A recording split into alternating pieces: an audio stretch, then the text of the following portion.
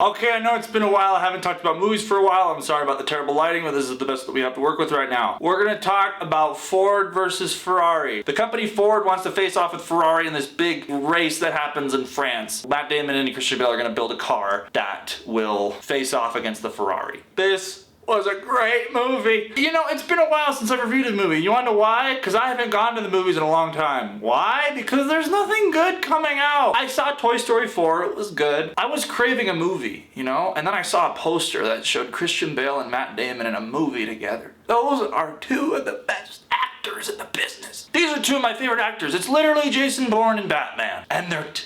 It's crazy and it's awesome, and I'm surprised that this duo hasn't happened sooner. Why haven't these two people been on screen before? It's just amazing that these two actors are on screen together and we get to see it. And they're both like almost in their 50s. So I sit down and I watch the movie. You know, it's a slow burn. It takes some time to get going. About the first like 30 minutes or so, I was kind of like, okay, where are they going with this? But I'm telling you, the second Christian Bale steps on screen, the movie just gets better. Because he is like the heart and soul of this movie, and he steals every single scene that he's in. And Christian Bale's funny because he's like one of the only actors living today that I can watch him and I can just think, that's not Christian Bale. Because like, look, here's the thing. I love Matt Damon. I really do. But when I watch a movie with Matt Damon, it's Matt Damon. It's like Tom Cruise. It's the same thing. Tom Cruise is great, but it's Tom Cruise. And I'm watching a movie of Tom Cruise playing a different version of himself. But Christian Bale just disappears into his characters. And it's because he knows how to completely change his body language when he delivers a scene. When I'm watching this movie, I do not see Batman. I don't see Bruce Wayne. I literally don't see the guy. I just see the character, Ken Miles. And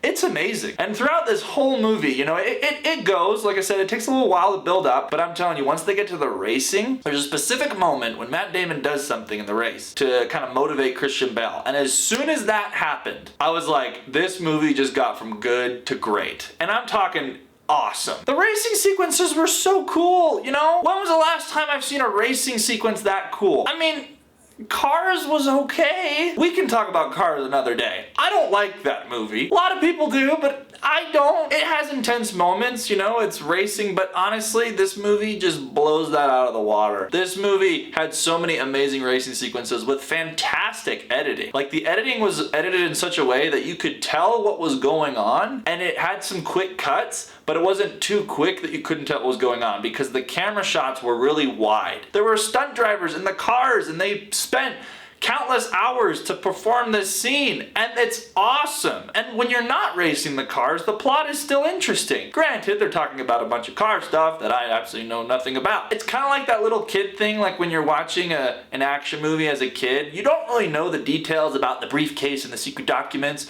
You just know that guy doesn't like that guy, and that guy wants this guy to do that thing, but he doesn't want him to do that. And so that's all you need to know. That's kind of how it is with this movie. Like, there's all these cars and car parts and all these political things and these agendas by these companies. And it's all mumbo jumbo to me because I don't have a business degree. You don't need to know how cars work to enjoy this movie. You can just enjoy it for what it is. A great movie. Christian Bale and Matt Damon have fantastic chemistry together. I don't even need to say that. I mean, honestly, all the marketing on this movie was based on those two guys. I mean, there's people out there who care about Ford and Ferrari and cars. I think more than half the people who are gonna go see this movie just saw a poster with Christian Bale and Matt Damon and were like, I'm gonna go see that movie. And that was me.